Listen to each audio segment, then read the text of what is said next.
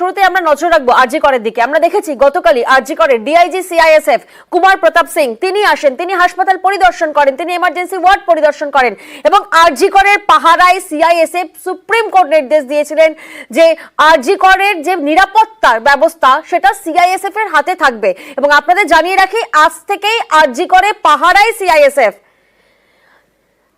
প্রতিনিধি রৌনক এই মুহূর্তে আমাদের সঙ্গে রয়েছেন, রৌনকের থেকে একটু জানার চেষ্টা করবো। রৌনক, আজ থেকে হাসপাতালে অর্থাৎ আরজি করে পাহারায় সিআইএসএফ, সেক্ষেত্রে কত কোম্পানি বাহিনী মোতায়েন করা হচ্ছে এবং কলকাতা পুলিশও কি থাকছে তাহলে হাসপাতালের নিরাপত্তায়?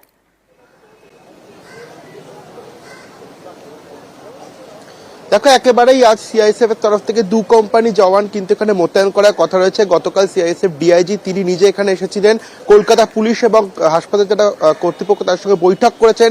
কোথায় কোথায় এই জওয়ানদের ডিপ্লয়মেন্ট করা হবে সেই বিষয়টিও খতিয়ে দেখা হয়েছে। যে যে মেন স্পটগুলি রয়েছে যেখানে নিরাপত্তা খুব জরুরিভাবে প্রয়োজন সেই জায়গাগুলি কিন্তু তারা কালকেই একেবারে ছক কেটে নিয়েছেন এবং পরিদর্শন করে গেছেন। কিন্তু আজ সকাল থেকেই কলকাতা পুলিশের তরফ থেকে যারা রয়েছে তারা কিন্তু নিরাপত্তায় রয়েছে, অর্থাৎ আরজি কর হাসপাতালে এখনো পর্যন্ত কিন্তু কলকাতা পুলিশের নিরাপত্তার অধীনেই রয়েছে। প্রচুর পরিমাণ পুলিশ বাহিনী সকাল থেকে কিন্তু মোতায়েন করা হয়েছে।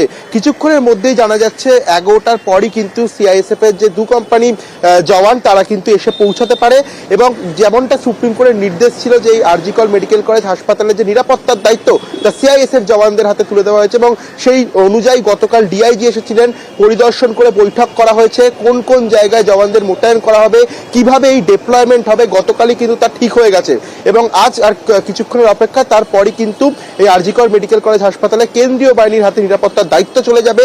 যে যে জায়গাগুলি ইম্পর্টেন্ট জায়গা রয়েছে সেগুলো কিন্তু তারা চিহ্নিত করছে, বিশেষ করে যে মেন গেট এখানেও কিন্তু জওয়ানদের থাকার কথা রয়েছে এবং কলকাতা পুলিশ গেটের বাইরের যে দায়িত্ব যাতে কোনো রকম অপ্রীতিকর পরিস্থিতি না ঘটে সেই বিষয়টা কিন্তু পুরো অঞ্চলটি কলকাতা পুলিশের দায়িত্ব রয়েছে। কিন্তু এখনো পর্যন্ত সিএসএফ জওয়ানরা ডিপ্লয়মেন্ট না হওয়া পর্যন্ত কলকাতা পুলিশের অধীনেই কিন্তু নিরাপত্তা রয়েছে এবং সেই অনুযায়ী প্রচুর পরিমাণে পুলিশ বাহিনী মোতায়েন করা হয়েছে। আর কিছুক্ষণের মধ্যেই হয়তো সিআইএসএফ এর প্রায় 2 কোম্পানি সেনাবাহিনী ইতিমধ্যে আরজি কর মেডিকেল কলেজ হাসপাতালে মোতায়েন করা হবে। প্রিয়াঙ্কা।